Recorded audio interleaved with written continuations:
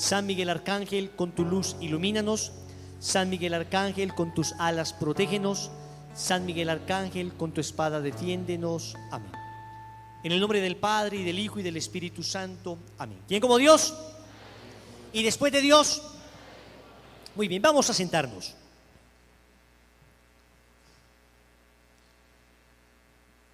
Hoy vamos a hablar de un tema del que desafortunadamente es difícil encontrar un equilibrio. Desafortunadamente es difícil encontrar un equilibrio. Resulta que cuando se habla del tema del demonio, normalmente se tiende a ir a extremos. Se tiende o a negar su existencia o minimizarla al punto de que se convierte en algo prácticamente insignificante, o acentuar su existencia de tal manera que pareciera que el demonio fuera más fuerte que Dios, que pareciera que le encontrásemos en todos los lugares. Y hemos estado pasando de un extremo a otro a lo largo de la historia de la humanidad. A lo largo de la historia de la humanidad, tal vez en la Edad Media, hubo una época donde algunos predicadores llegaron a exagerar de tal manera la presencia del demonio que todo parecía satánico. Y hay algunos que han adoptado esa mentalidad hoy en algunos grupos de oración, en algunas comunidades, que pareciera que en todo vieran a Satanás. En cualquier imagen, en cualquier gráfico, en cualquier situación, en cualquier ambiente, en cualquier acción, parecieran ver la acción del maligno. Pero también, y tal vez más común, otras personas que pareciera que no le ven en ninguna parte, ni siquiera en aquellas acciones franca y deliberadamente satánicas, ni siquiera en aquellas personas que abiertamente se reconocen como adoradoras de Satanás. Pareciera que ni allí le encontraran. Es más, algunos satanistas hoy se atreven a decir que sí, son satanistas, pero que es una manera de rebelarse contra los principios morales del cristianismo, porque en el fondo ellos ni siquiera creen en la acción de Satanás. Es más, algunos se atreven hasta a hacer pactos y ritos satánicos, aún negando su existencia, la existencia de Satanás, haciendo creer de alguna manera que esto es solamente una protesta contra la fe y moral judeocristiana. Y los encuentras, personas con signos demoníacos, con estrellas invertidas, que te dicen, no, es que no existe, ni Dios ni esto existe, simplemente lo estoy haciendo para rebelarme contra la fe judeocristiana. Total, siguen invocando una presencia maligna que, crean o no crean en él, existe y les hará daño mientras más se acerquen a él. Y quiero empezar con una cita de San Juan Crisóstomo, un extraordinario santo, predicador impresionante, que lograba una síntesis de la fe tremendas y lograba resumir en muy pocas palabras contenidos muy profundos. Decía él: no es para mí ningún placer hablaros del demonio, pero la doctrina que este tema me sugiere será para vosotros muy útil. No es para mí un placer hablar de este tema. Es más, me resulta incómodo hablar de ese tema, no quisiera tener que hablar de ese tema, pero resulta que la utilidad pastoral, moral, espiritual de este tema es tan grande que es necesario hablar de esto. Es necesario hablar de esto. Porque repito, en alguna época se exageró su presencia, hoy prácticamente en ninguna parte se habla de él. Es más, tenemos que reconocer con cierta tristeza que incluso en homilías que el texto habla completamente de la acción de Satanás y de cómo Jesucristo vence la acción de Satanás, hay que reconocer con tristeza que en muchísimas ocasiones se hacen verdaderos malabares para esquivar hablar de este tema, por considerarse un tema espinoso, o por considerarse un tema mítico, o por considerarse un tema pasado de moda, o por no atemorizar a la gente, en fin.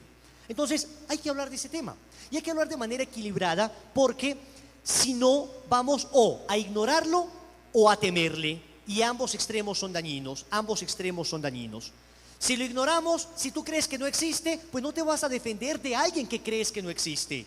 Si un ejército desconoce la realidad de sus enemigos, pues no va a entrenar para defenderse de ellos, va a bajar la guardia. Por eso Monseñor Alfonso Uribe Jaramillo decía que la más grande estrategia de Satanás en estos días consiste en negar su propia existencia, en negar su propia existencia. Si tú crees que no existe, no te vas a defender de él, pero porque creas que no existe, no deja de existir. Porque yo crea que la Torre Eiffel no existe, pues no deja de existir. En París sigue allí la Torre Eiffel. Porque yo crea que el mal no existe, no deja de existir. Mi pensamiento no modifica la realidad. Entonces yo no creo que exista. Igual te puede atormentar, igual te puede poseer, igual te puede obsesionar, igual te puede oprimir, igual te puede tentar. Pero tampoco puedo decir, es que existe y es más fuerte que Dios. De ninguna manera, de ninguna manera. No deja de ser una criatura de Dios, no deja de ser una criatura de Dios. San Juan Pablo II, al hablar de este tema, decía que era importante mantener un equilibrio para no llegar a ningún extremo. En una catequesis del 13 de agosto de 1986 dijo: es preciso aclarar la recta fe de la Iglesia frente a aquellos que la alteran, exagerando la importancia del diablo o de quienes niegan o minimizan su poder maligno, o quienes niegan o minimizan su poder maligno. Entonces, señores, vamos a hablar de lo que habla, de lo que dice, de lo que creemos en la iglesia, de lo que aparece en la palabra de Dios y de lo que la experiencia nos ha venido demostrando a lo largo de estos años. Lo primero que tenemos que decir es que este tema es importante para entender la vida espiritual en términos de combate. Desafortunadamente, una infiltración progresiva de espiritualidades orientales nos han hecho perder la combatividad de la fe. Nos han hecho creer que fe o que espiritualidad o que creencia en un ser espiritual, en un Dios, es más o menos sinónimo de un estado de armonía interior, un estado de flor de loto, repetir un mantra para después producir una especie de serenidad, buscar unos ciertos equilibrios emocionales, vibrar más o menos a una misma armonía de una vibración cósmica. Y esta espiritualidad de la nueva era, o esta pseudoespiritualidad de la nueva era, nos ha hecho perder la noción combativa de la fe.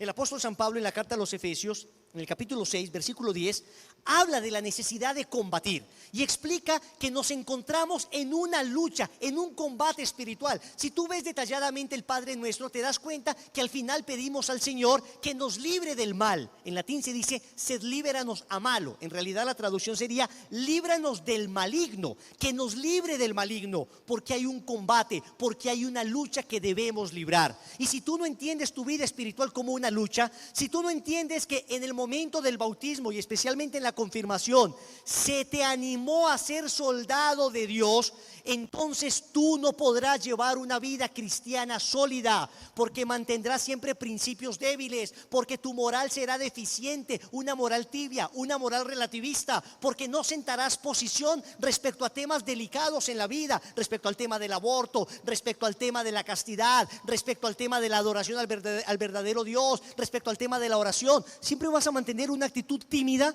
no vas a hablar del tema con nadie, porque es mejor no discutir con nadie, porque es mejor no entrar en conflicto con nadie. Siempre una actitud de cobardía para imponer ante todo paz, serenidad, que no haya dificultad, que nadie pelee, que nadie se enoje. No, a veces hay que defender la fe, a veces hay que plantar posiciones, a veces hay que pararse en la universidad, en el colegio, en el grupo de amigos y esgrimir argumentos, aunque haya gente que se disguste. Hay que hacerlo con toda la caridad, pero con toda la claridad.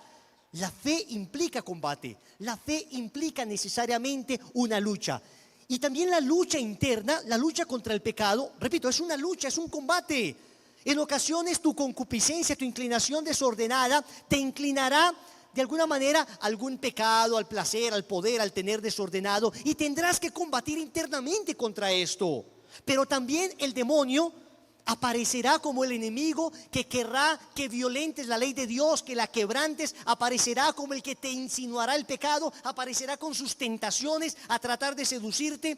Y ahí tienes que combatir, y ahí tienes que luchar, como en el Evangelio de San Mateo, en el capítulo 4, versos del 1 al 12, donde nuestro Señor Jesucristo va al desierto de Judá a enfrentarse contra el demonio y sus tentaciones, y al final termina diciéndole: apártate, Satanás.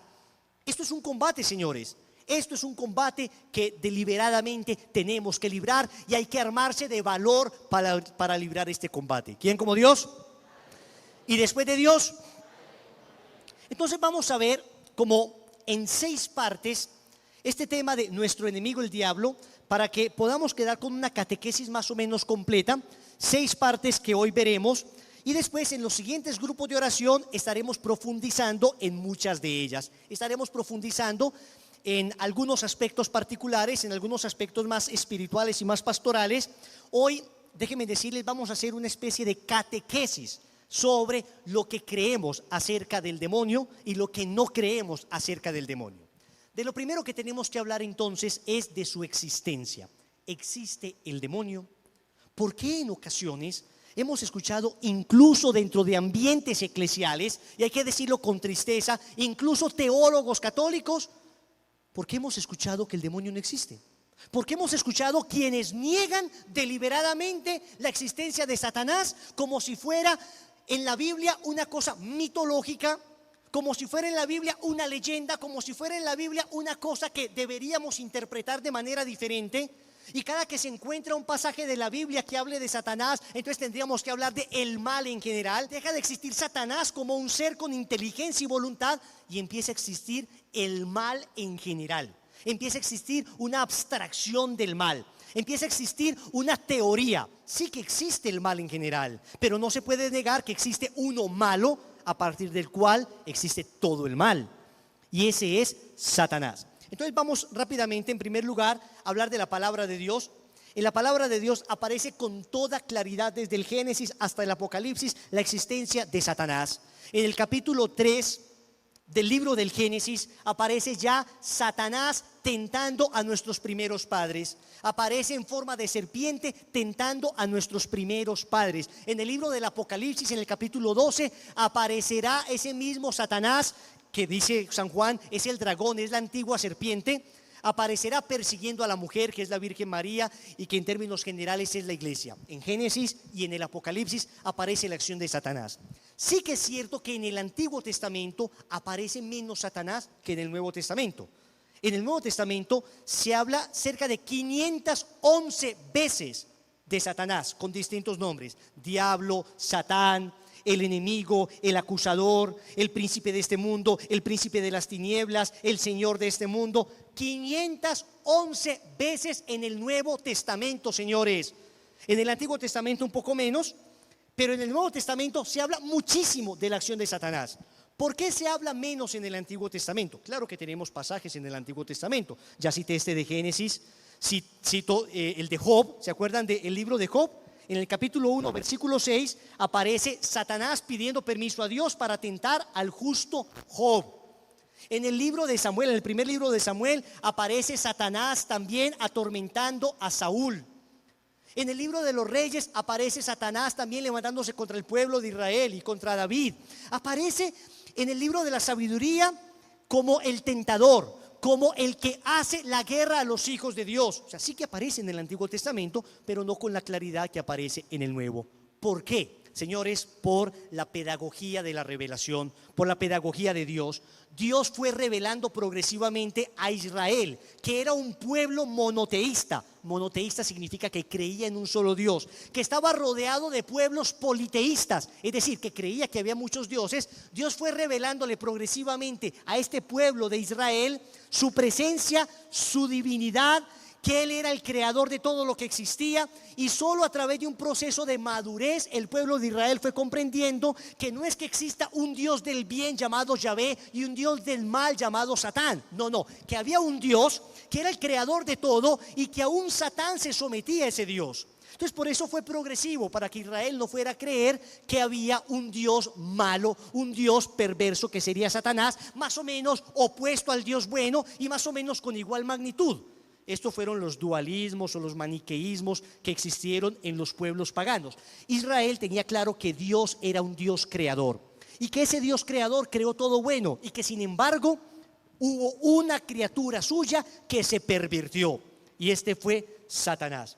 Algunos teólogos, malos teólogos, dicen hoy que Jesús en el Nuevo Testamento sí que habló de Satanás y aparece denunciando la acción de Satanás y expulsando a Satanás, pero que Jesús en realidad sabía que Satanás no existía, que simplemente Jesús estaba metido en la época. Entonces, como en la época todos los judíos creían en ese ser malo, Jesús en todo caso hablaría también de Satanás para no escandalizar entonces, pero que realmente Jesús no creía en eso. Algunos que todavía aseguran, algunos malos teólogos que al menos aseguran la divinidad de Cristo, decían Dios, Cristo sabía que eso no existía, entonces se acomodó a la mentalidad de la época. Otros incluso llegan a decir que Jesús en realidad sí llegó a creer en el demonio, pero engañado como los judíos de entonces que creían en esos mitos. Pues déjenme decirles que carece de argumento teológico esto que acabo de decir, porque no es cierto que todos los judíos creían en el demonio. Había unos judíos, una secta judía que se llamaban los saduceos. Entre los judíos había varias sectas. Conocemos la más conocida de ellas, los fariseos. Los fariseos creían, claro, en el demonio, creían en los ángeles, pero los saduceos, y entre los saduceos estaban algunos de los más importantes rangos del pueblo de Israel, esta gente no creía en el demonio. Significa que había gente en la época de Jesús que en realidad no creía en el demonio. O sea que no era que todo el mundo creyera en la acción de Satanás o en el demonio. No. Jesús veía que algunos no creían y sin embargo Él manifestaba deliberadamente que sí existía y que había que combatirle. Es más, señores, si usted quita el demonio de la Biblia, si usted quita el demonio del Nuevo Testamento, la obra de Jesús se pierde por completo. Usted no entiende de qué vino a salvarnos Cristo. Porque para el pueblo de Israel, Jesús, el Mesías, sería un Mesías político. Para el pueblo de Israel, ellos esperaban algo así como un rey David. Lo esperaban montado en un corcel, en un caballo blanco, empuñando las armas para liberarlos de la opresión del pueblo de Roma que estaba de alguna manera subyugándoles. Ellos esperaban ese Mesías político. Y cuando intentaron poner a Jesús como un Mesías político, Jesús siempre rechazó eso. Jesús siempre rehuyó. Cuando intentaron coronarlo como rey, hay varios pasajes de la Biblia que dicen que Jesús huía. Cuando el demonio se le apareció en las tentaciones de Jesús que el demonio le presentó eran básicamente esas: conviértete en un rey político. Miren, lo primero es convierte estas piedras en pan, que en el fondo es reparte pan entre la gente. Sé un líder político que reparte pan entre la gente, acaba con el hambre física. Y Jesús vino a decirle: no, yo vengo a acabar primero con el hambre espiritual, y de esa hambre espiritual, de ahí procederá que se acabe el hambre física. Cuando la gente tenga a Dios, entonces se unirán a Él de tal manera que nunca les faltará nada. Después le dijo el demonio a Jesús: póstrate y adórame y te daré todos los reinos. Lo que quiere un rey, poseer todos los reinos. El Señor le dice: no, solo el Señor tu Dios adorarás y a Él solo servirás. Después le dice: tírate del pináculo del templo, el lugar más alto del templo de Israel, para que todo el pueblo vea que tienes poder, que eres el Mesías esperado, que eres el Mesías político. No. Apártate, Satanás, porque dice la Escritura: no tentarás a Dios. Apártate, Satanás, apártate, Satanás. Y lo expulsó. Jesús no era un Mesías político. Jesús venía a demostrar en primer lugar que iba a reinar en los corazones de las personas. ¿Y quién estaba ocupando el puesto principal del corazón de las personas? El príncipe de este mundo, Satanás. La acción redentora de Cristo fue fundamentalmente una acción contra el demonio, una acción contra Satanás. ¿Quién como Dios? Entonces, si usted quita la acción de Satanás, entonces Jesús, ¿de qué nos vino a salvar? La Biblia dice con claridad: del poder del maligno. Con claridad dice la palabra de Dios: de la acción del demonio, que nos viene a librar de la acción del demonio. Si quitas a Satanás, si no predicamos de esto, entonces finalmente, ¿de qué nos salvó Jesús? No entenderemos de qué sirvió la muerte de Cristo en la cruz. ¿Se acuerdan en la película de Mel Gibson cuando muere Jesús, que cae una gota del cielo, pareciera una lágrima del Padre Celestial? En la pasión de Cristo, cuando cae la lágrima y que empieza de repente todo a temblar, ¿se acuerdan que aparece Satanás como encadenado, como gritando en los infiernos? Mel Gibson logra retratar eso en la película de una manera bastante dramática, mostrando que el fin del poder de Satanás sobre el hombre fue la muerte de Jesucristo en la cruz. Entonces, definitivamente nosotros en la Biblia creemos con toda certeza que se habla de Satanás como un ser que existe, como un ser real. Pero luego es que la tradición de la iglesia, por unanimidad, ha hablado de la acción del demonio. No ha habido un solo santo, no ha habido un solo padre de la iglesia, no ha habido un solo papa en toda la historia de la humanidad que haya negado que el demonio exista. Solo ahora, en los últimos 30, 40, 50 años, a algunos teólogos se les ha ocurrido la fabulosa idea de que no existe el demonio. Mire lo que dice el Papa Pablo VI respecto a la existencia del demonio. Y Pablo VI lo decía en medio de una tremenda crisis, de la crisis posconciliar, donde después del Concilio Vaticano II muchos empezaron a negar todas las verdades de la fe. Al encontrarnos el pecado, que es perversión de la libertad humana y causa profunda de la muerte, hay que hablar de un agente oscuro y de nuestro enemigo, el demonio. El mal no es solamente una deficiencia, es una eficiencia. O sea, no es solo una deficiencia, es una eficiencia además. Un ser vivo, espiritual, pervertido y pervertidor. Terrible realidad, misterio pavoroso. Y se trata no solo de un demonio, sino de muchos, como diversos pasajes evangélicos nos lo indican. Todo un mundo misterioso revuelto por un drama desgraciadísimo del que conocemos muy poco. Pablo VI, el 15 de noviembre de 1972. ¿Quién como Dios? Eso entonces no es un invento, o esto entonces no es que, a ver, como me dijo alguna vez una muchacha, es que tú puedes creer o no creer en el demonio, eso no te quita, no te pone nada. No, pero es que claro, pero es que estamos hablando de, por supuesto no es la fe, no es la esencia de la fe, por supuesto no es lo central de la fe, pero estamos hablando de algo que toca la esencia de la fe, porque entonces ¿de qué vino a liberarme Cristo? El Catecismo de la Iglesia Católica, de los numerales 391 a los numerales 395, nos habla de la acción de Satanás y nos dice varias cosas el Catecismo de la Iglesia Católica. Entre ellas es que un católico que se considere tal no puede negar la existencia del demonio. No puede negar la existencia del demonio. Usted dice, soy católico y no creo en el demonio. Tú no eres católico. No sé qué eres, pero no eres católico. Tienes ideas cristianas. Tienes algunas ideas que comulgan con la fe católica, pero no eres católico, no terminas de entender de qué nos vino a liberar Cristo. Entienden que el problema de la no existencia del demonio no es que nos guste que exista el demonio, quisiéramos que no existiera, pero toca directamente la salvación de Cristo, toca directamente el carácter redentor de la muerte de Cristo.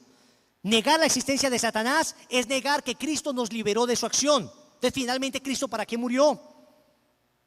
¿Qué diferencia hay entonces entre Cristo y Buda?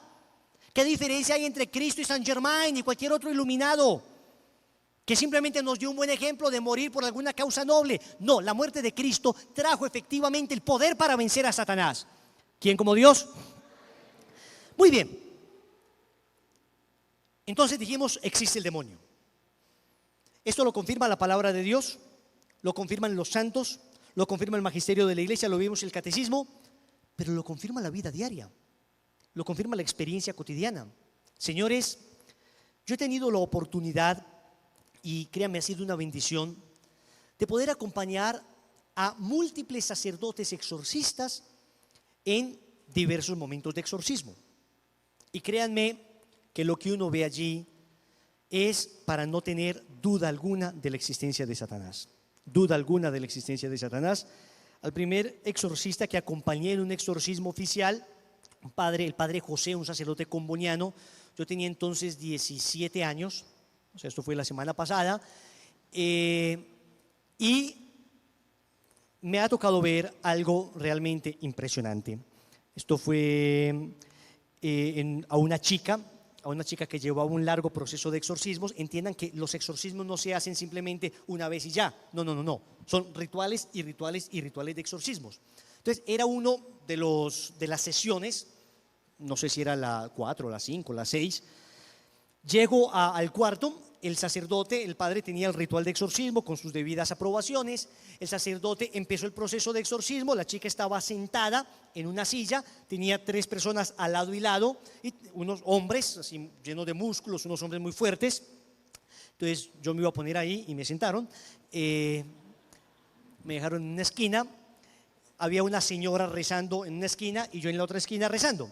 Empieza el sacerdote el proceso de exorcismo y empieza esta chica a gruñir. Hasta ahí, bueno, cualquiera puede gruñir.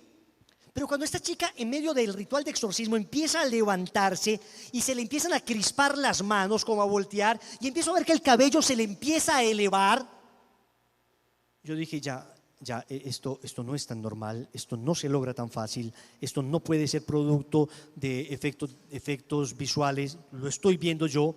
Y se le tira al sacerdote y estos señores le intentan agarrar a esta muchacha que tendría, qué sé yo, 19 años tal vez. Y empiezo a ver cómo esta muchacha comienza a tirar a los tipos de 85, 90 kilos contra las paredes, así como si fueran hojas de papel. Cuando yo veo eso, entonces toda la doctrina, todo lo que había aprendido, todo lo que había escuchado, me pareció insignificante al lado de la realidad que palpaban mis ojos. Yo tenía 17 años. Entonces yo veía eso, yo solamente decía que no me mire, que no me mire, que no me mire, que no me mire.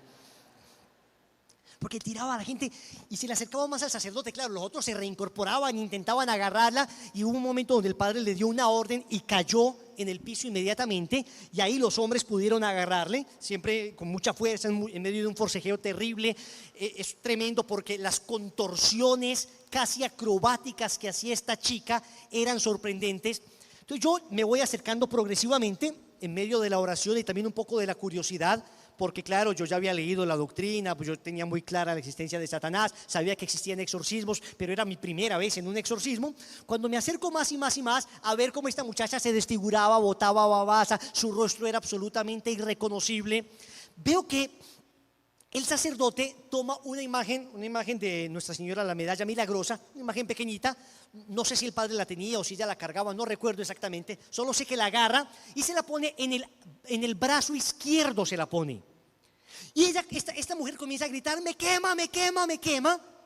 Pero no la canción pues de que me quema, me quema, me quema. No, le quemaba de verdad, literalmente. Entonces yo dije, bueno, pues será. Miren, yo la verdad he sido un poco racionalista. Entonces yo siempre trato como de buscar alguna explicación, pues racional, ¿no? Digamos, puede ser que todo esto sea un show, puede ser que la niña tenga algún tipo de patología psicológica. Entonces yo siempre lo pensaba, pero claro, yo creo además en esto, estoy seguro de que el demonio puede invadir una persona, pero no por un grito voy a creer que es la acción de Satanás. Pero cuando yo veo que le quitan la medalla o se cae la medalla y que le queda marcada la imagen de Nuestra Señora en el brazo, la imagen de la medallita ahí, entonces lo primero que pensé yo es: ¿con cuánta fuerza le habrá hecho el padre para que le quede marcada la imagen? Créanme. Y dije, muy curioso que tengan imágenes calientes. O sea, yo pensé, pues que me imaginé que eso era parte como del ritual, ¿no? Pues como calentar en alguna parte las imágenes como para marcarlas, créanme. Entonces yo agarré la imagen, pues quedó a mi lado. Entonces la cogí perfectamente fría. Entonces yo dije, bueno, el caso es que terminó el ritual de exorcismo, la pobre muchacha quedó vuelta a nada, y ya después pues yo me quedé ahí como hablando con ella, como cuéntame a ver qué fue lo que pasó, y le dije que me mostrara la mano, tenía el brazo todavía eso. Bueno, al día siguiente era otra vez sesión, y al día siguiente fui también, y al día siguiente lo primero que le dije es: muéstreme su brazo. Y tenía como cuando usted se quema con algo. ¿Alguien se ha quemado alguna vez con un cuchillo caliente? Que queda la imagen, pero al día siguiente empieza ya a formarse cáscara, ¿no? Y tenía la imagen de la Virgen, ahí ya empezó a formarse como si efectivamente la hubieran marcado como se marca el ganado. Eso me pareció muy sorprendente, muy sorprendente. Pero a partir de esto, no he estado sino en cualquier cantidad de cosas y de temas relacionados con esto. En los retiros espirituales veo frecuentemente cómo el enemigo atormenta a las personas y cómo la acción de Dios les libera. Acabo de estar en Chile y en Chile fui a hablar con los 2 exorcistas que pertenecen a las 2 diócesis. No sé cuántas diócesis hay una arquidiócesis de Chile y otra la diócesis de San Bernardo. Por lo menos de esas 2 fui y estuve en sesión de exorcismo con el sacerdote exorcista de la arquidiócesis de Chile, y exactamente lo mismo. A una muchacha estuvimos acompañándole, estuvimos orando, haciendo intercesión, y las manifestaciones son muy semejantes. De verdad que aparecen cosas tremendas, de verdad que al final en realidad no te da miedo, te das como una fe te hace creer de tal manera en el poder de Dios, porque yo nunca en un exorcismo he visto a Jesús gritando, ni a la Virgen María gritando, ni a los ángeles gritando y retorciéndose.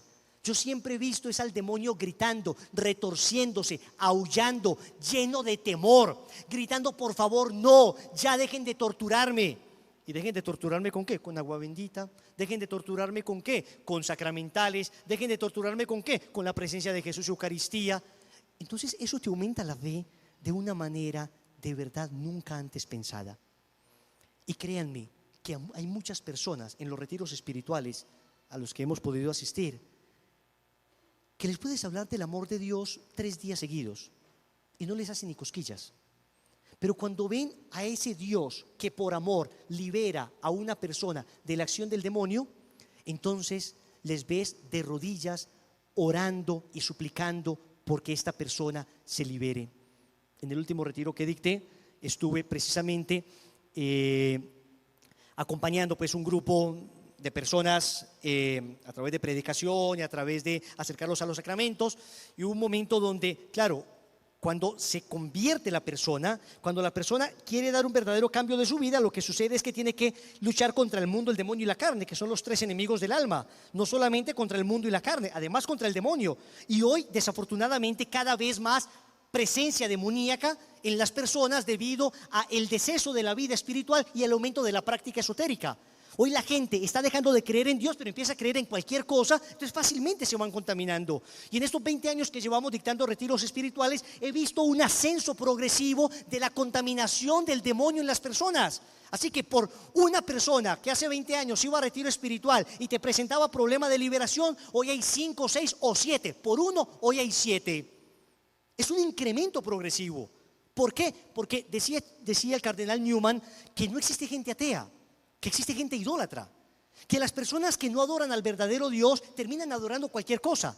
Y el que termina alejándose del Dios verdadero, del Dios de la paz, del Dios del poder, del Dios Padre que nos reveló Jesucristo, entonces empieza a acercarse a cualquier cantidad de barbaridades y termina adorando cualquier cantidad de cosas terribles que le terminan contaminando. Termina adorando su música, termina adorando, bueno, recuerdo que en este retiro espiritual estábamos mostrando un video de algunas cosas de la música que contamina a la persona, y hubo un joven que me dijo, delante de todo el retiro, me dijo: pero yo escucho esa música y a mí eso no me ha hecho daño, no me ha afectado para nada. Pues en un momento de oración donde le pedimos al Señor que nos sane definitivamente, fue el primero que empezó en un proceso de liberación.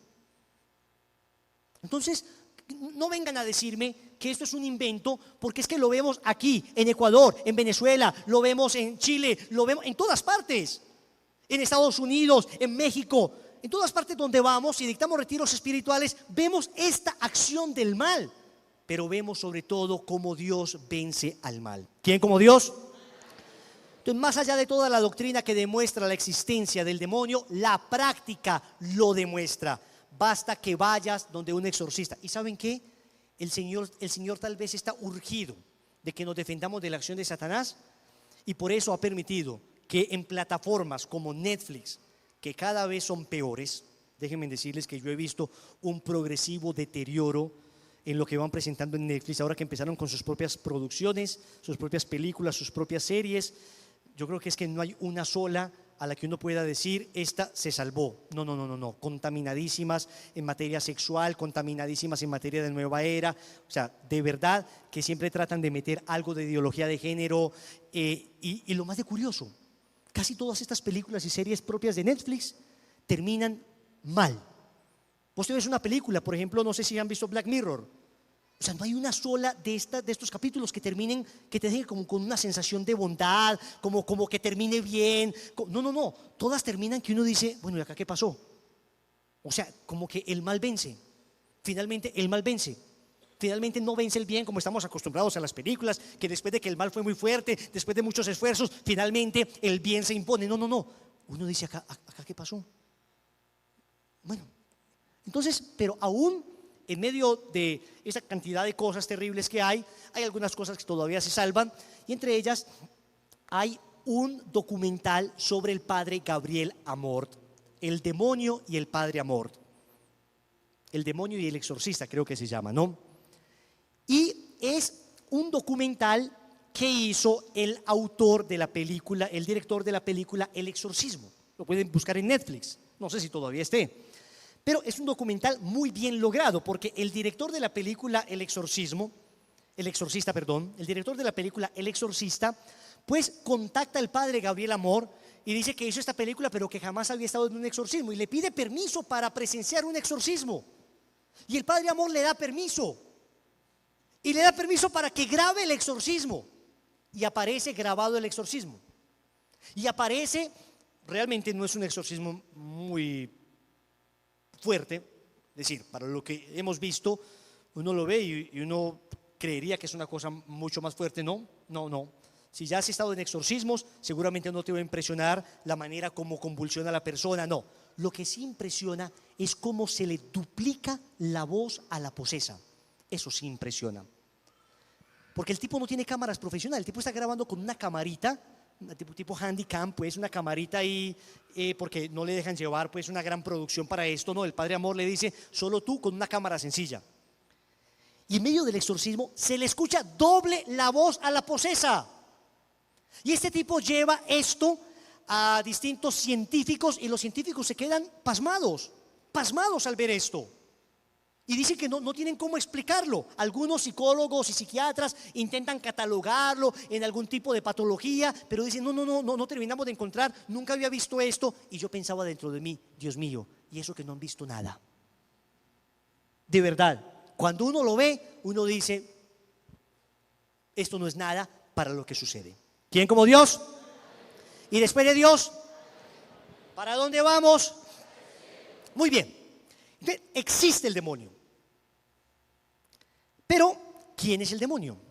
¿Quién es el demonio? ¿Cómo es que existe un ser así de perverso? ¿Cómo es que existe un ser que nos quiere hacer tanto daño? Pues bien. Lo primero que hay que hablar es de los ángeles, porque el demonio es un ángel. El catecismo de la Iglesia Católica, para las personas que están escribiendo, habla detalladamente de los ángeles en el numeral del 325 al 330, del 325 al 330. Esto que voy a decir es común a los ángeles y a los demonios, porque los demonios siguen siendo ángeles perversos, pero siguen teniendo naturaleza angelical. Y escúcheme en esto, existen como tres tipos diversos de naturaleza. Existe lo sobrenatural, la naturaleza que está sobre cualquier otra naturaleza, y lo sobrenatural pertenece solo a Dios. Existe lo natural, que pertenece al ámbito humano, y existe entre lo sobrenatural y lo natural, lo preternatural, que es precisamente, significa lo que está al medio entre lo sobrenatural y lo natural. Entonces, no está al nivel de Dios, pero es superior al nivel humano. Los ángeles se ubican en lo preternatural. ¿Qué dice el catecismo? Se lo resumo. Primero, dice que la existencia de los ángeles es dogma de fe. O sea, lo que les acababa de decir. Si usted es católico y dice, no creo en esto, entonces no es católico. Segundo, dice que son seres espirituales. ¿Qué significa que son seres espirituales? Que no tienen materialidad, que los ángeles realmente no tienen cuerpo. Son, según Santo Tomás de Aquino, espíritus puros. Pero eso significa dos cosas fundamentalmente: que tienen entendimiento y que tienen voluntad. Los ángeles comprenden cosas y los ángeles hacen cosas. Tienen entendimiento y voluntad, tanto los buenos como los malos. Entendimiento y voluntad.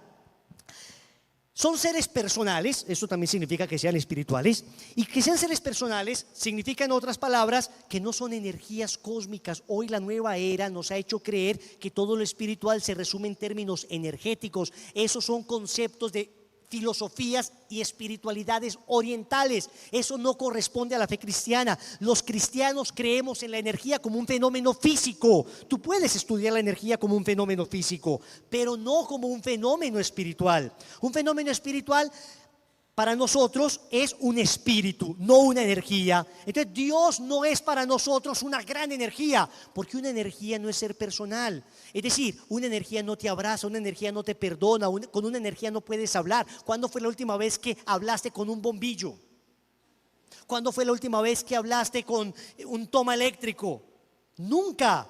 Uno no entabla relación con las energías. En cambio, con las personas, sí, tú hablas con tu papá, tú hablas con tu mamá, tú hablas con tu esposa, tú hablas con tu novia, tú hablas con tu Dios, hablas con tu ángel de la guarda, porque tienen entendimiento y voluntad. Entonces, esta pseudo espiritualidad oriental que ha contaminado a algunos cristianos con creencias en energías espirituales debe ser purificada. Nosotros creemos que son seres personales, son seres además inmortales.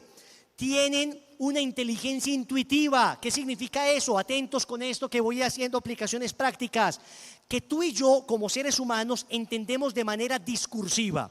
¿Qué significa de manera discursiva? Que yo te conozco a ti y en el primer encuentro pues conozco un poquito de tu personalidad, en el segundo encuentro conozco de tu familia, en el tercer encuentro conozco de tu economía, en el cuarto encuentro voy conociendo progresivamente.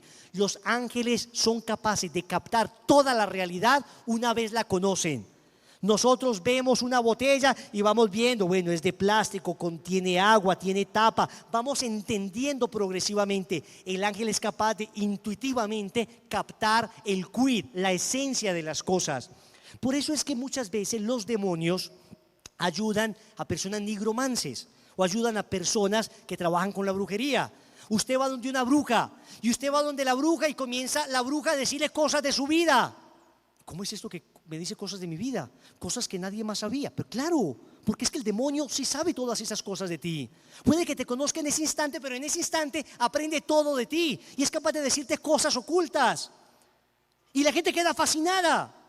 ¿Conoce el demonio el futuro? No. El demonio no puede conocer el futuro porque el demonio no es omnisciente, no lo puede conocer todo, pero puede suponer de manera muy certera tu futuro.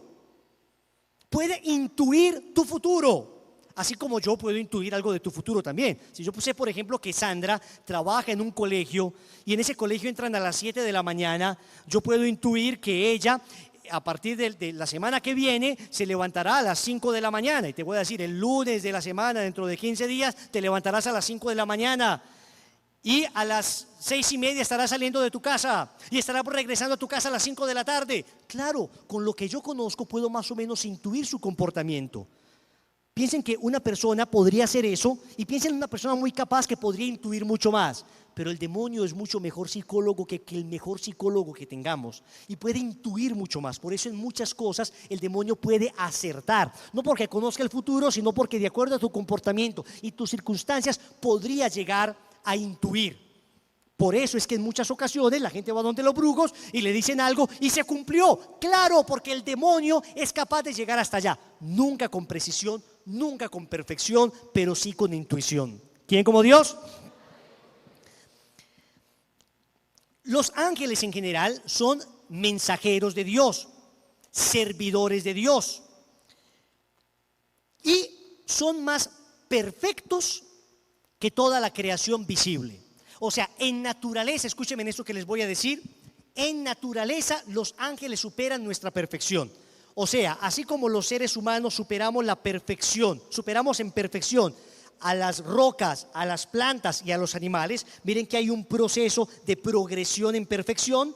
Claro, es mucho más perfecto una planta que una roca, porque una planta tiene vida, pero es mucho más perfecto un animal que una planta, porque este animal, además de vida, es capaz de, tiene motricidad, es capaz de expresar sentimientos, pero es más perfecto un ser humano que un animal, porque el ser humano además tiene una naturaleza espiritual, es capaz de trascender, es capaz de verse desde afuera. Un animal nunca ha sido capaz de contemplar su propia existencia. O sea, no conocemos un solo graffiti de un animal que sea capaz de percibirse a sí mismo. Un perro que se dibuje a sí mismo no existe.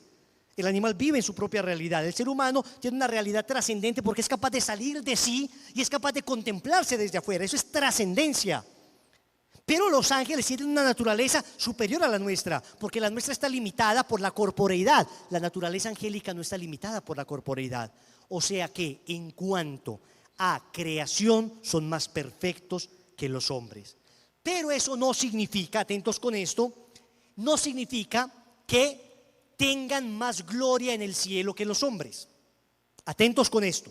La gloria que tendrá una criatura en el cielo no está determinada por su naturaleza, sino por su voluntad. Me explico. Puede haber personas seres humanos, más cerca de Dios en el cielo que algunos ángeles. ¿Y eso por qué? Porque fueron más santos. Seres humanos que han llegado a ser más santos que ángeles. Sí, por ejemplo, la Virgen María es la reina de todos los ángeles y es más santa que todos los ángeles. Porque la santidad depende de la voluntad, no de la naturaleza de la persona. Pero también la maldad depende de la voluntad, no de la naturaleza. Asimismo podría llegar a ver, dice el padre Antonio Fortea, famoso sacerdote exorcista de España, podría llegar a ver un ángel, una persona más mala que un demonio. Más mala que un demonio. Porque depende de la naturaleza, perdón, depende de la voluntad, no de su naturaleza. ¿Quién como Dios? ¿Quién como Dios? Miren que vamos comprendiendo cosas del demonio. Entonces, estamos hablando de los ángeles en general, pertenecen a una realidad preternatural. Estamos hablando de que ellos superan en perfección a cualquier criatura visible, porque ellos son criaturas invisibles. Cuando nosotros en el credo decimos, creo en un solo Dios Padre Todopoderoso, Creador del cielo y de la tierra, de todo lo visible. Cuando decimos de lo invisible nos referimos precisamente a los ángeles, son creación invisible de Dios. Hasta ahí, digamos, todas estas son atributos comunes de los ángeles. ¿Quiénes son los demonios entonces? ¿Qué pasó con los demonios? El Catecismo de la Iglesia Católica en el numeral 391 dice que ellos fueron creados buenos por Dios, pero se pervirtieron a sí mismos. Los demonios fueron ángeles creados buenos por Dios que tuvieron una prueba. ¿Cuál prueba? No sabemos exactamente. Lo que dice Santo Tomás de Aquino es que los demonios terminaron cayendo por la soberbia y por la envidia, porque no podían caer por nada que tenga que ver con, o sea, un demonio no puede caer por lujuria porque no tienen cuerpo. Entonces tienen que ser pecados que solo tengan que ver con el espíritu, la soberbia y la envidia. Hubo una mística en el siglo XVII llamada Sor María de Jesús de Ágreda. Esta mística del siglo XVII, concepcionista, era una tremenda santa, venerable, hasta ahora no está canonizada, pero tenía incluso el don de bilocación, tenía el don de estar en dos lugares a la vez. Resulta que 24 franciscanos europeos que habían ido a evangelizar lo que hoy conocemos como Nuevo México, ese estado de los 50 estados de Estados Unidos, es un estado próximo a México, dicen que cuando llegaron allá en el siglo XVII a evangelizar allá a Nuevo México, resulta que los apaches y la cantidad de indios que habían allí se convirtieron facilísimo y se hicieron bautizar facilísimo. Y ellos decían que una bella dama azul les había hablado del evangelio.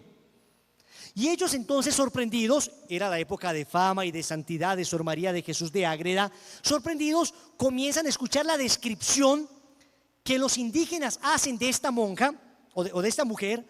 Ellos les parece mucho a la Ágreda, a Sor María de Jesús, y empiezan a mostrar varias imágenes de varias monjas. Y todos por unanimidad señalan a Sor María de Jesús de Ágreda como la mujer, no sabían que era una monja, no sabían nada, la mujer, la dama azul que les había dicho que se bautizaran.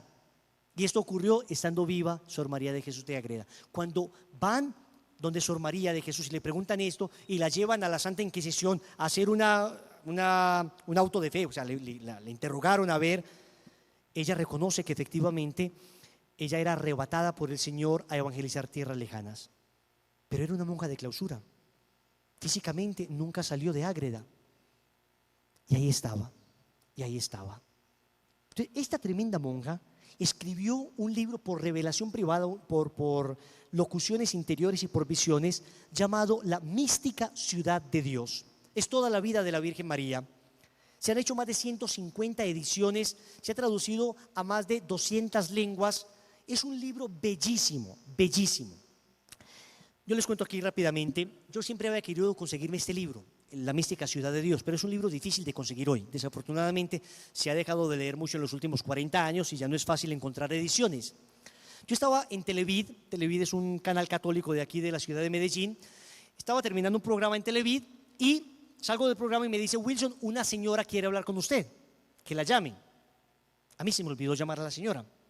A los 8 días volví al programa y otra vez me dijeron: esta señora volvió a llamar, que por favor la llamen.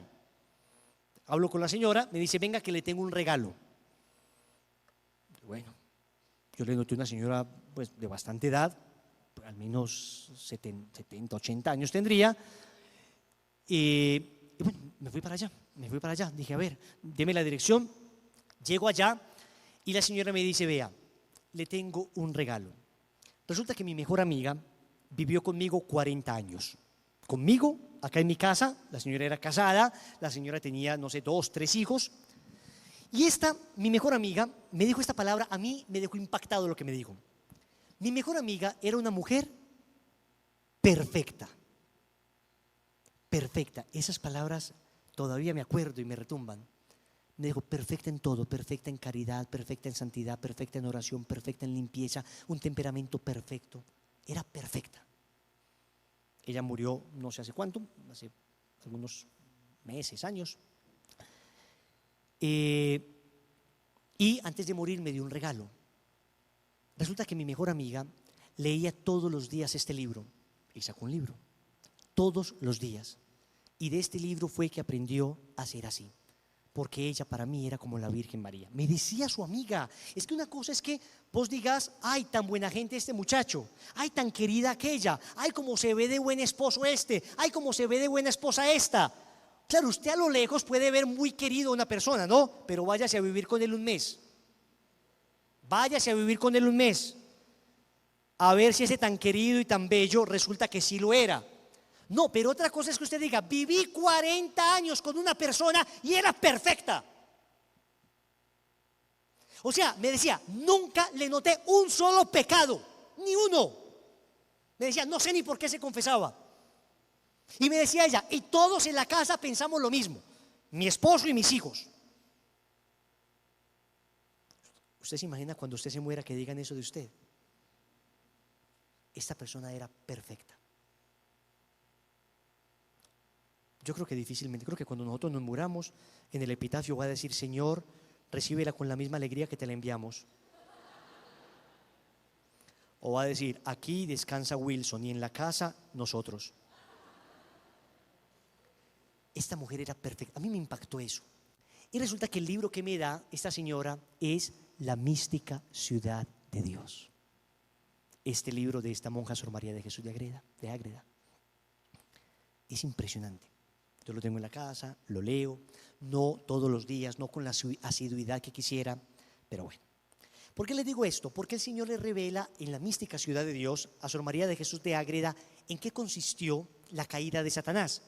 Les voy a leer resumido un extracto. ¿Quieren escucharlo? ¿Quién como Dios? Entonces, esta mística, repito, esto es revelación privada, esto no está en el catecismo, usted puede creer o no creer en esto. Cuando hablamos del catecismo, hay que creer. Cuando hablamos de la Biblia, hay que creer. Pero cuando hablamos de revelación privada, nos referimos a lo que Dios ha revelado a algunos místicos. Y está en libertad quien quiera creer y quien quiera no creer. Pero yo creo, después de una monja tan santa de esas, yo de verdad creo. Dice, Dios infinitamente justo determinó manifestar a los ángeles inmediatamente después de su creación el fin por el cual los había creado. Estamos entonces en el cielo, en la creación de los ángeles. Para ello les dio 3 mandatos. Primer mandato, que le adorasen y reverenciasen como a su creador y sumo Señor. Creo que todos los ángeles dijeron amén, no hay ningún problema, pues ni que fueran tontos. Si Dios los creó, pues por supuesto Dios es superior. El segundo mandato, manifestó Dios a sus ángeles que iba a crear al género humano y que la segunda persona de la Santísima Trinidad se haría hombre. ¿Quién es la segunda persona de la Santísima Trinidad? A este Dios hombre le habrían de reconocer por cabeza, adorándole y reverenciándole. Acá es, dice, sigue Sor María de Jesús de Ágreda, donde el demonio comenzó, bueno, ese ángel que era un serafín del más alto coro de los ángeles, resulta que los ángeles están divididos en 9 coros angelicales. Serafines, querubines, tronos, dominaciones, principados, potestades, principados, virtudes, potestades, arcángeles y ángeles. Son 9 coros angelicales y este era un serafín del más alto coro angelical. Él decía, ¿por qué la segunda persona de la Trinidad se va a hacer hombre si es inferior? ¿Por qué no se hace ángel? Para elevar la dignidad de los ángeles. Pero hasta ahí obedeció. El tercer mandato, habrían de tener por superiora a una mujer en cuyas entrañas tomaría carne el unigénito del Padre. Ante estos decretos de la divina voluntad, aquel ángel creado bueno por Dios se rebeló, afirmando que no estaba dispuesto a servir ni a obedecer, y cayó del cielo arrastrando la tercera parte de los ángeles con él. Venerable Sor María de Jesús de Ágreda, Mística Ciudad de Dios, numerales del 82 al 104. ¿Quién como Dios? Cuando le dijeron que una criatura, pues digamos que el demonio hasta admitiría que Dios hecho hombre fuera superior a él, seguía siendo Dios. Pero cuando dijeron que una criatura humana, la madre del Mesías, la madre del Verbo encarnado, iba a ser la reina de él, no pudo con su soberbia y dio un grito que en la tradición conocemos como el non serviam, no serviré. Y a partir de eso toda su belleza se tornó en fealdad, toda su luz se tornó en oscuridad. Y después de Dios,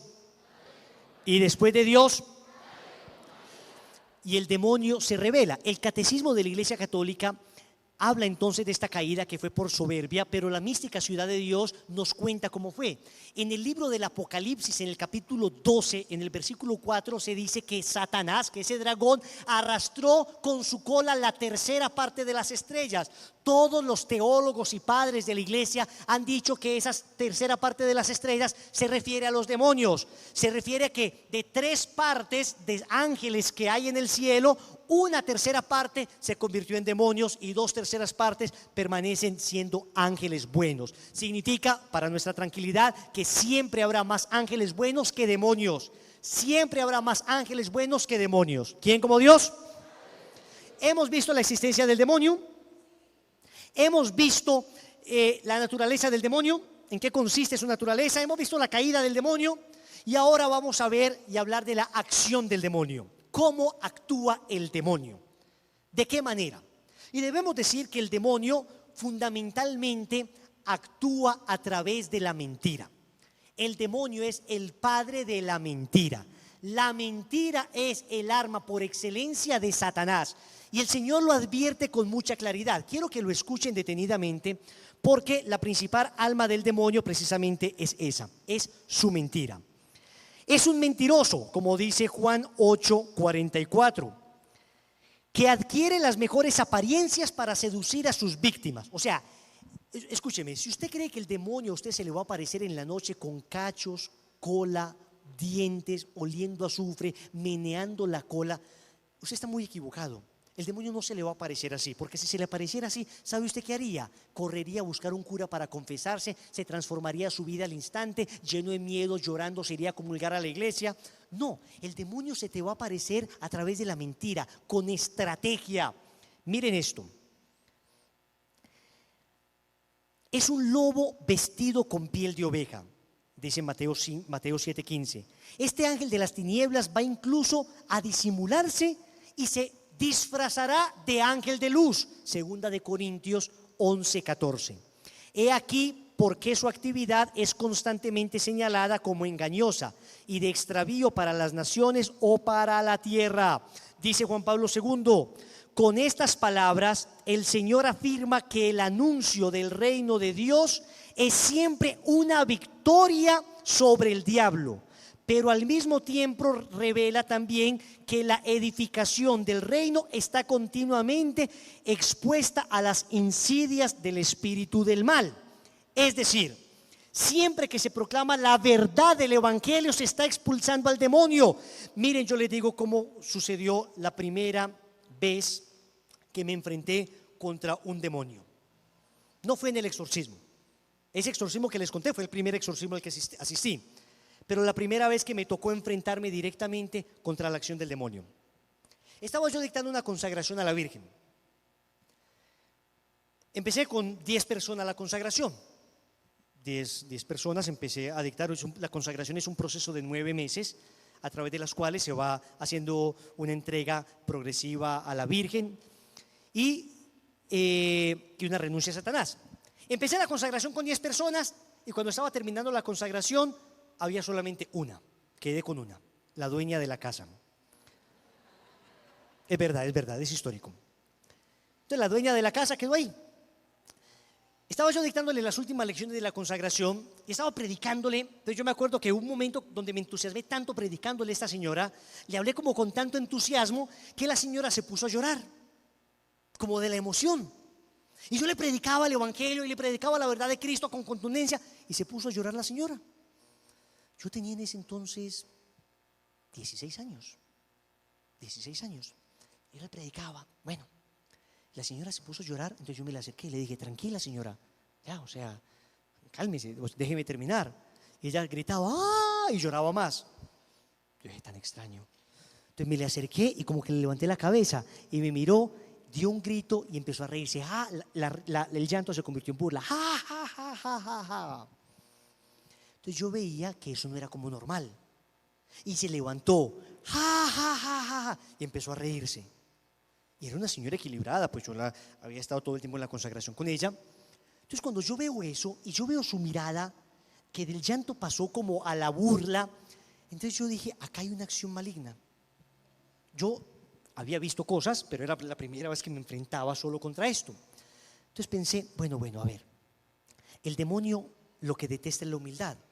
Entonces yo me fui a una esquina y me puse de rodillas y comencé a hacer actos de humillación.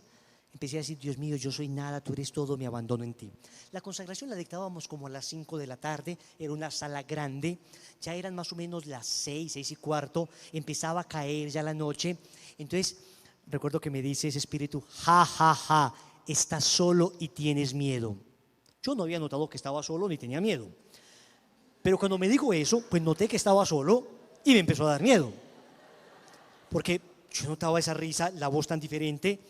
Entonces me empezó a hablar, empezó a reírse de mí, a burlarse. Y yo empecé: Dios mío, yo soy nada, tú eres todo, me abandono en ti. Dios mío, yo no puedo, tú sí puedes, me abandono en ti. Yo soy, Señor, un pobre pecador, pero tú tienes todo el poder.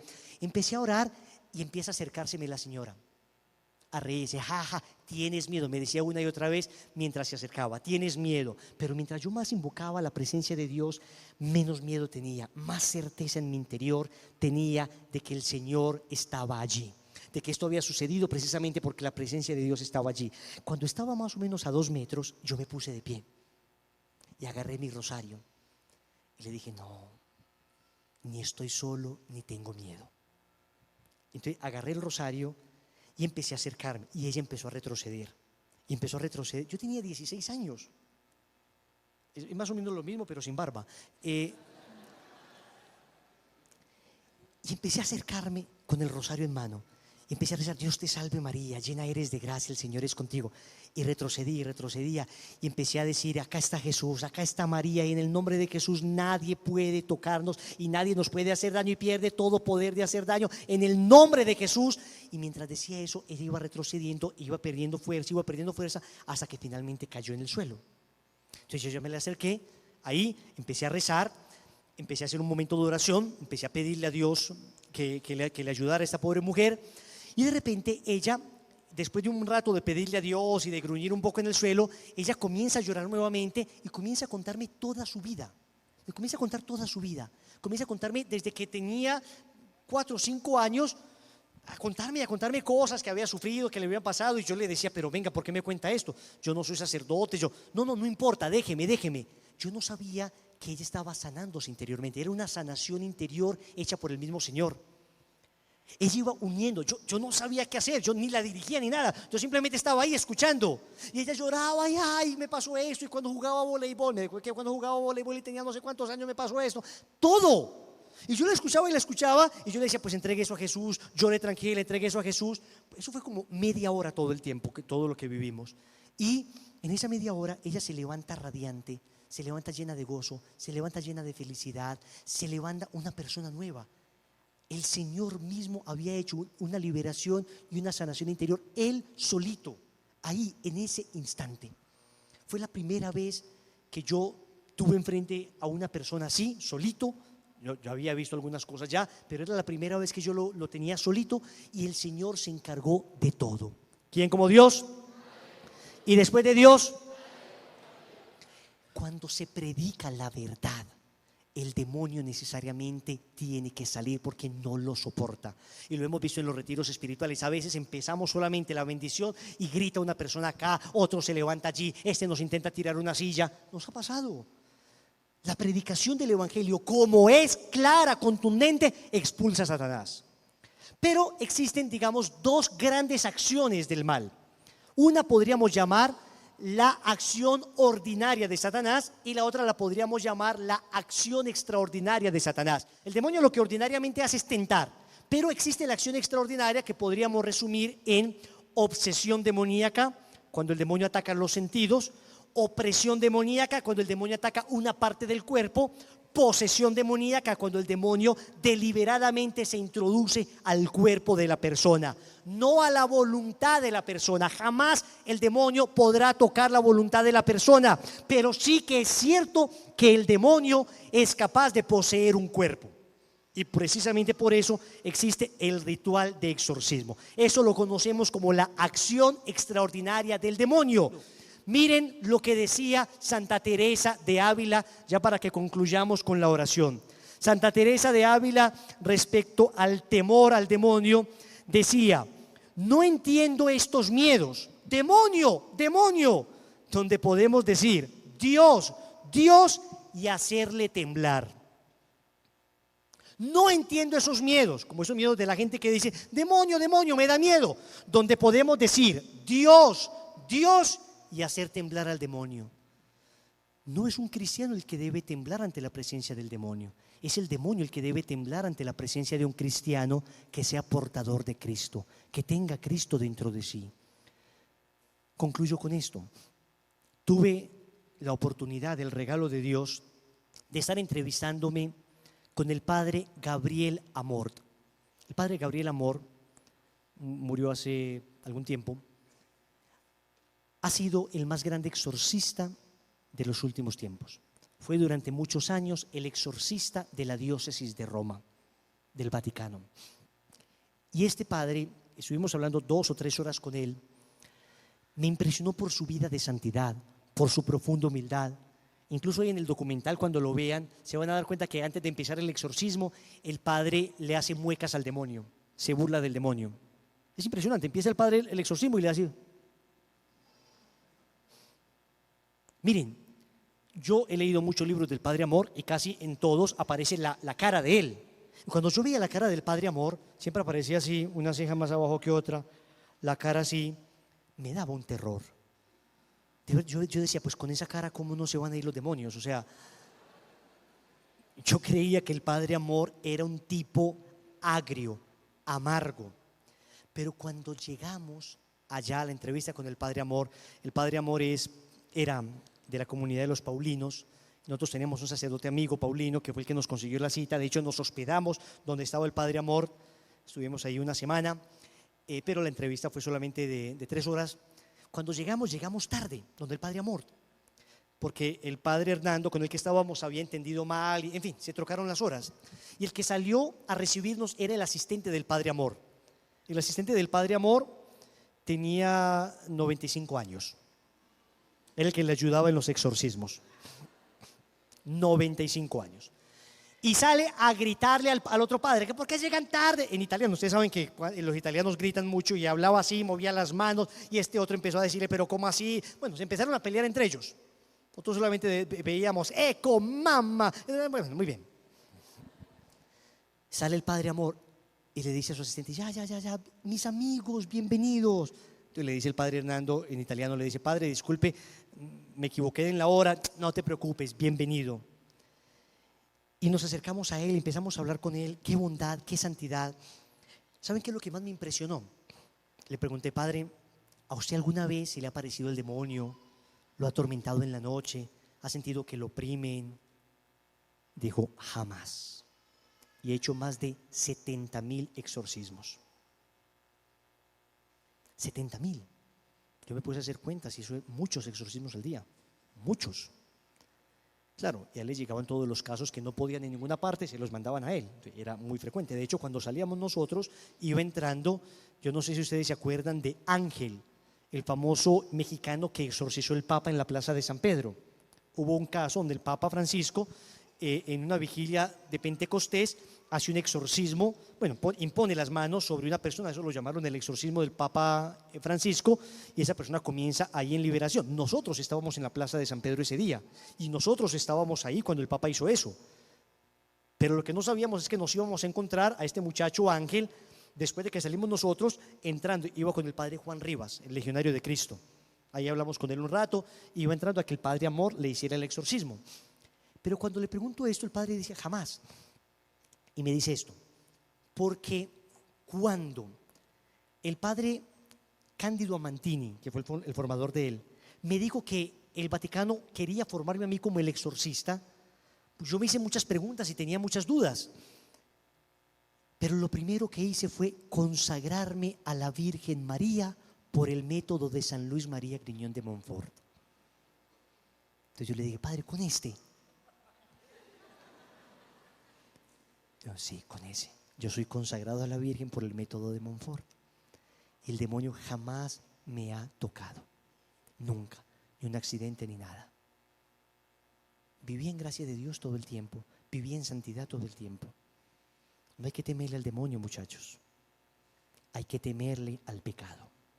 Eso es lo único que hay que temerle, porque es lo único que te puede mandar al infierno. El demonio no. El demonio no. ¿Y saben qué? Concluyo con esto. Hay personas a las que efectivamente el demonio les molesta. Efectivamente el demonio molesta a personas. A mí se me acercan muchos jóvenes a decirme: en la noche siento que me oprimen el pecho, siento que me mueven las cosas, siento que me tiran al piso, amanezco rasguñado, tengo un tormento en mi interior, un deseo de suicidarme, voces que me hablan. Claro, hay verdaderos problemas psicológicos, pero hay verdaderos problemas espirituales. ¿Saben cuál es el problema de esto? Dentro de 8 días lo veremos, que muchas veces coexisten ambos problemas. Hay personas que efectivamente lo que tienen es solo psicológico y creen que es un demonio. Otros que lo que tienen es solo demonio y creen que es algo psicológico. Pero el mayor problema se presenta cuando coexisten ambas cosas. Que hay un verdadero problema psicológico y hay un verdadero problema demoníaco. Y muchas personas que empiezan con un problema demoníaco terminan con un problema psicológico también. Porque si no se les trata adecuadamente, si no se hace el discernimiento adecuado, si no se les trata por todas partes, desde la ayuda psicológica y desde la ayuda espiritual, la persona se va a terminar afectando, porque nosotros somos una unidad biopsicoespiritual y su salud se comienza a afectar. Y hay personas que jamás se acercarían a Dios si no fuera porque el demonio los empieza a molestar, y por eso el demonio, aún sin él quererlo, se ha constituido en uno de los más grandes evangelizadores del siglo XXI. Porque no se imaginan cuánta gente que jamás se acercaría a Dios por una acción deliberada del demonio han terminado yendo a retiros, han terminado convirtiéndose, han terminado enmendando su vida. Por eso Dios, que es todo amor, a veces permite que la acción de Satanás llegue a esos extremos en algunas personas, porque tal vez es el único camino para llevarle a esta persona a la conversión y a la salvación. Gloria al Padre y al Hijo y al Espíritu Santo. Vamos a ponernos de rodillas. Vamos a hacer un momento de oración final. Vamos a pedirle al Señor que nos ayude a combatir. Pero créanme, el combate con Satanás es más un combate que pertenece a Dios. Basta un acto de la voluntad de Dios para que Satanás pierda todo poder. Tal vez nosotros nos asustamos mucho con esto y creemos que el demonio tiene mucho poder cuando en verdad no lo es. ¿Sabes tu peor demonio cuál puede ser? Tu propia debilidad carnal. ¿Sabes tu peor demonio dónde puede estar? En ese grupo de amigos que tienes. ¿Sabes tu peor demonio dónde puede estar? En esa mujer que tenés como Juan o como Pedro en tu celular, que es una mujer que te está destruyendo tu matrimonio. Tal vez ese es el peor demonio que tenés hoy, y tal vez es lo que Dios quiere hoy que sanes. Tu peor demonio puede estar en esa lucha contra la lujuria, en esa lucha contra una sexualidad desordenada. Tu peor demonio puede estar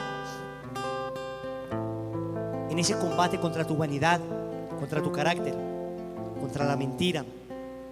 Y tu peor demonio hoy puede ser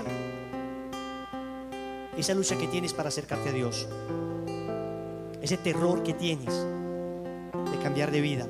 Sabes que la vida que tienes no te está haciendo feliz y sin embargo persistes en vivirla de esa manera. Señores, desde ya les digo, antes del otro grupo de oración, que el mejor camino de liberarse de la acción de Satanás consiste en convertirse de verdad. Convertirse de verdad. Vas a cerrar tus ojos en este momento y es lo primero que vamos a pedirle al Señor. Vamos a pedirle que nos conceda el don de convertirnos, el don de cambiar de vida, el don de acercarnos más a Él, el don de ser mejores personas. Pero además de ser santos, no basta con ser buenas personas. No naciste para la mediocridad, no naciste para la tibieza espiritual, naciste para la santidad. ¿Cómo es que nos hemos entregado con tanta fuerza y frenesí a las cosas del mundo, pero somos tan tibios al momento de encontrarnos con las cosas de Dios? Somos tan débiles al momento de entregarnos a Dios. Vamos a pedirle al Señor en esta noche que nos conceda la gracia de liberarnos de los peores demonios que tenemos, que pueden no ser verdaderos espíritus del mal, sino tentaciones, que pueden ser inclinaciones desordenadas, que puede ser esa situación que estás viviendo. Se le llama demonio, ampliando un poco el término, abusando un poco del término, pero si lo quieres entender así, entiéndelo así. Estrictamente hablando, los demonios son espíritus, pero sí que podemos sentir que esa tentación es como un demonio, que esa lucha que estamos viviendo es como un espíritu del mal. Y no nos cabe duda que el espíritu del mal está actuando detrás de todo esto. Tienes que tomar decisiones. Tienes que emprender un camino hacia la luz. Él es el padre de las tinieblas, de la oscuridad. Sal de esa oscuridad en que estás. Observa tu vida. Observa lo que te rodea. Hay luz en tu vida. Hay luz en tu vida. En el libro del Génesis el Señor separó la luz de las tinieblas. Separa el bien del mal, los ángeles buenos de los ángeles malos. Tu vida está rodeada de luz. Tus amigos, en tu trabajo, las personas con que mantienes, las personas que se te acercan, las personas con las que están rodeadas de luz, de la luz de Dios. No me refiero a energías, me refiero a la gracia, a la bondad. Me refiero a la verdadera luz que es Cristo. Puedes ver a Cristo allí donde vives. Pueden ver a Cristo allí donde estás. Los demás pueden ver a Cristo en ti. Vamos a decirle al Señor que le entregamos nuestro corazón, que lucharemos sin temor, que hacemos parte del ejército del bien, no del mal. Vamos a cantar esa canción los que se la sepan, dispuesto a la batalla, y vamos a combatir con todo el corazón. Te entrego mi corazón, a ti yo todo te doy.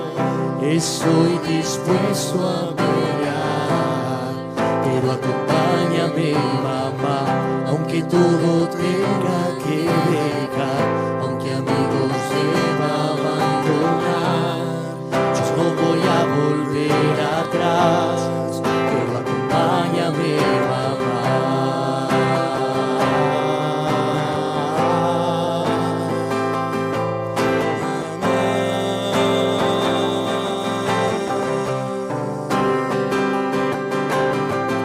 Lucharé sin temor, pelearé con valor, dispuesto a la batalla, pues contigo a mi lado seré más que un soldado, combatiré en el ejército. Vamos a decirlo, lucharé sin temor, pelearé con valor, dispuesto a la batalla.